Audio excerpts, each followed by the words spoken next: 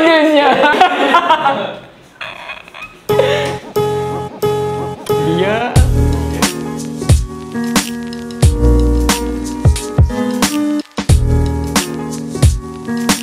Hi guys, welcome back to Sapien House. Aku Mutiin.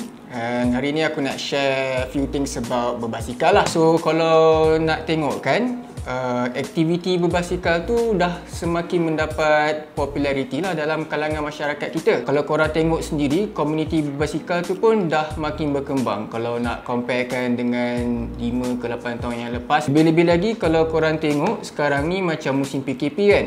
Kalau korang pergi ke kedai basikal, korang confirm lah akan dapat tawaran-tawaran yang menarik lah.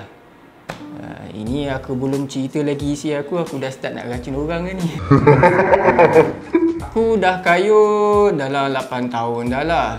Still belajar lagi lah. Tapi aku pastilah ada orang kat luar sana tu sebenarnya ramai je yang minat nak berbasikal kan. Tapi tak tahu nak tanya siapa, tak tahu nak approach dekat mana. Aku akan ceritalah apa yang sedikit yang aku tahu. Benda yang pertama lah yang korang nak kena tahu sebelum nak menceburi ataupun nak beli basikal pertama korang. Korang kena tahu sebenarnya ada banyak jenis basikal. Ada road bike untuk orang yang jiwa kelajuan. Ada mountain bike kalau jenis yang suka nak kayuh off-road. Ada juga folding bike. Folding bike ni aku tak tahu sangat lah, tapi dia jenis basikal yang boleh lipat lah. Mungkin dia nak lipat dalam kereta ke, nak lipat letak kat bawah katil ke. Ada juga jenis basikal touring. Yang ni korang akan nampak banyak bag-bag yang dia akan letak dekat belakang tu lah. Ini memang jenis orang yang hati kental, kaki betul-betul besi. Kayu dari Malaysia, naik ke Thailand, pergi ke China, keluar dekat Russia, masuk ke UK, dia patah balik dekat Malaysia lah. Memang highly respectable lah. Ada juga jenis basikal yang fat bike. Fat bike ni kalau korang tengok, dia tayar dia punya lebih besar macam tayar R25. Macam tayar Ninja 250 yang tayar punya lebih besar dia punya tayar tu.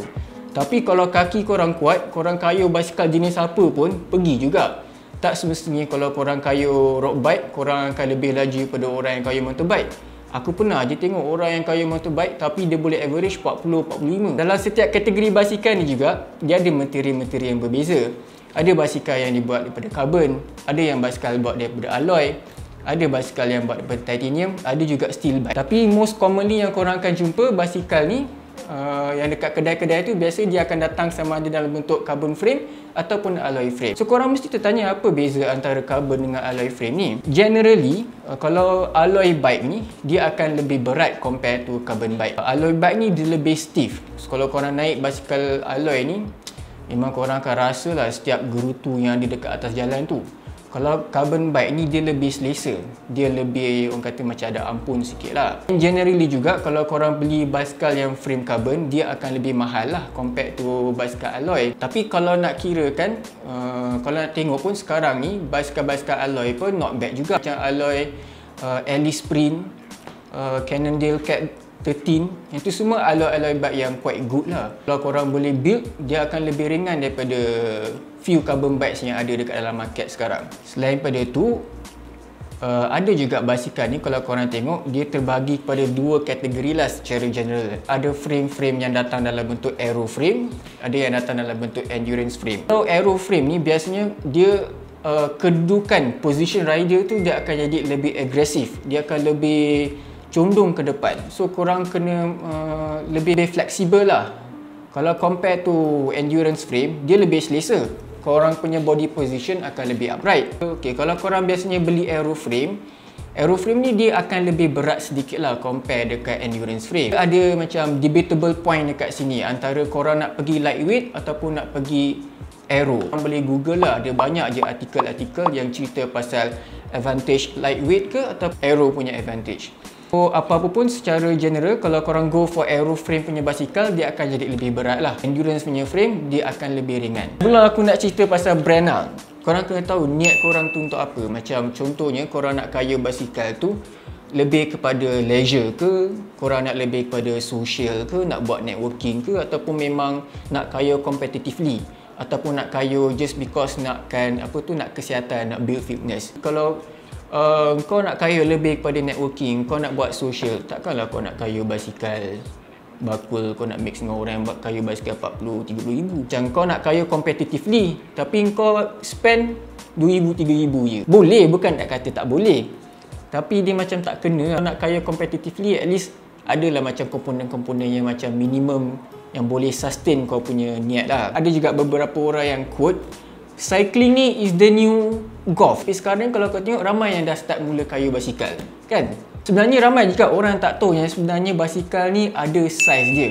Ada daripada double XS hinggalah ke saiz L. Dan biasanya saiz basikal ni dia generally dia akan ikut dia punya panjang top tube dia tu. Top tube tu ada yang 47, 48, 49, 52, 54, 56. Dan kalau korang nak tahu saiz apa yang sesuai untuk korang, ada banyak je kalkulator dekat online tu yang korang kena ukur torso length, panjang tangan, panjang insim, semua tu korang masukkan je nilai tu, nanti dia akan kirakan lah berapa saiz yang sesuai untuk korang. Generally, orang akan tanya tinggi korang berapa. Kalau kebiasaannya korang punya tinggi bawah 165 cm, korang akan lebih kepada saiz S ataupun XS dan ke bawah lah. Kalau tinggi korang antara 165 kepada hingga ke 170 ataupun sampai ke 180, biasanya korang akan pakai saiz M ke L. Atas daripada 180 cm, confirm korang akan pakai saiz L. Ada juga trend-trend aku tengok ada orang pakai,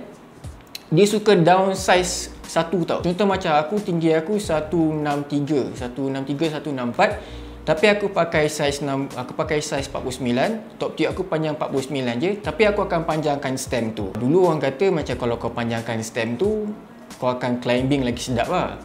Tapi aku rasa sama je, tak ada beza pun. Saiz ni pun dia berbeza tau. Tak semestinya kalau macam contoh kau pakai satu brand yang saiz tu saiz S, kau perlukan saiz 51 contohnya. Bila kau beli basikal baru, tak semestinya kau akan ikut saiz 51 brand lain. Satu basikal ke jenis basikal yang lain, saiz dia akan berbeza daripada satu company ke company yang lain.